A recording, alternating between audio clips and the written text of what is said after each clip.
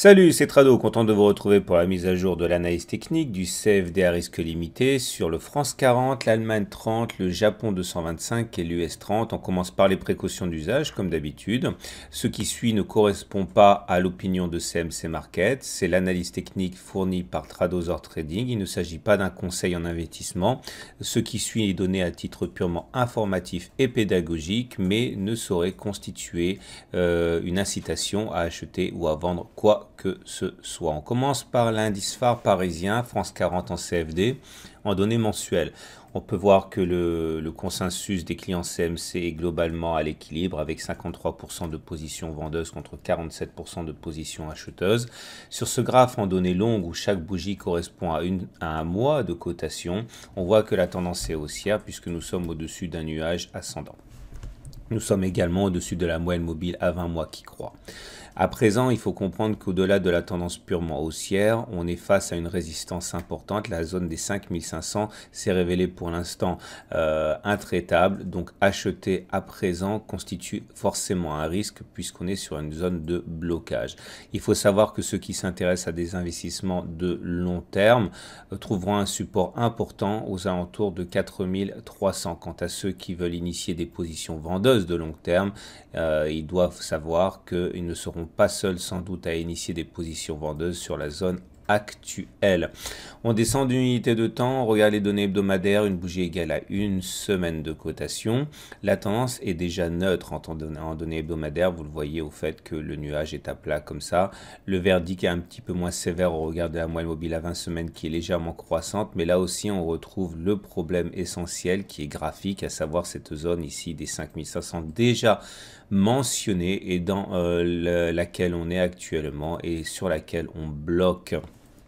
Donc sur cette unité de temps, les spéculateurs intéressés par des positions vendeuses doivent savoir que certains autres investisseurs entreront sans doute en position maintenant sur cette zone de résistance, à condition que l'on observe des signes d'essoufflement. Pour l'instant, vous voyez, d'une semaine l'autre, il n'y a pas véritablement de signes d'essoufflement. Ceux qui voudraient investir en actions françaises dans des stratégies de type PEA, par exemple, doivent savoir qu'il y a une zone de support ici à 5050 et il y aura forcément des investisseurs qui seront intéressés par ces niveaux pour jouer le rebond. On passe à l'indice phare allemand, l'Allemagne 30 en données mensuelles. Première des choses, vous voyez, on est dans une configuration qui peut s'apparenter à un biseau ascendant. Il faut savoir que les biseaux ascendants se cassent plus souvent par le bas qu'ils ne se cassent par le haut. Néanmoins, et pour l'instant, la tendance est haussière au regard du fait que nous soyons au-dessus d'un nuage ascendant et que la moyenne mobile à 20 mois joue parfaitement son rôle encore ce mois-ci. Mais là aussi, vous pouvez constater qu'il y a une résistance devant nous à 13 200 qui a été testée à de très nombreuses fois sans succès par les haussiers. Cette zone des 13 200 est donc dangereuse. Certains seront même tentés d'initier des positions vendeuses au long cours sur ces niveaux-là. Ceux qui par contre s'intéresseraient à des achats de long terme doivent savoir que les 9500 sont une zone de support sur laquelle on a rebondi de manière systématique depuis 2014. Le consensus des clients CMC est plutôt acheteur à 57% en données hebdomadaires. C'est pareil que pour l'indice parisien, la tendance est neutre avec un nuage qui est à plat. Les 13100, on les retrouve ici comme zone de résistance et notre zone de support la plus proche est à 12 000, zone sur laquelle on a rebondi assez facilement. Ceux qui veulent acheter des actions allemandes dans une optique de long terme, enfin de moyen terme, doivent savoir que 12 000 est une zone qui sera mise à profit par de nombreux investisseurs, tout comme ceux qui veulent spéculer à la baisse sur le DAX 30 doivent savoir que les 13 100 seront mis à profit par de nombreux spéculateurs. On passe de l'autre côté de l'Atlantique avec les actions américaines par le biais de l'US 30, l'équivalent du Dow Jones. Nous avons un consensus des clients CMC qui est très majoritairement baissier à 63%. Pourtant, la tendance est toujours haussière avec un nuage qui croît et une moyenne mobile à 20 mois qui est toujours ascendante. La résistance est évidente, elle est là, aux alentours de 26 000.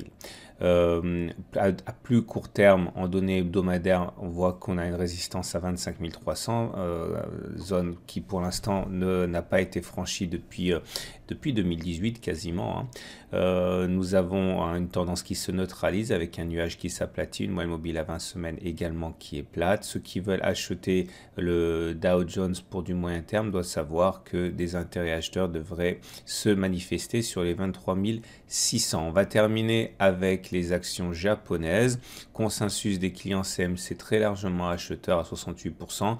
Tendance haussière avec un nuage croissant, une M20 mensuelle croissante, mais là aussi on est sous résistance à 23 250, ce qui rend l'achat peut-être un peu plus risqué. Le support de référence ici est vers 19 000, zone qui devra être sans doute mise à profit pour ceux qui veulent investir sur les actions japonaises pour le long terme. Et pour le moyen terme, la zone des 23 000 est une zone de résistance importante et c'est cette zone qui sera sans doute utilisée par les swing traders de moyen terme pour initier des positions vendeuses. Quant à ceux qui voudraient rentrer acheteurs sur des actions japonaises ou sur l'indice phare japonais, sans doute que les 21 000 seront mis à profit par de nombreux spéculateurs. Voilà ce qu'on pouvait dire pour ce tour d'horizon des grands indices que sont les indices japonais, français, allemands et américains. Je vous donne rendez-vous la semaine prochaine pour la mise à jour.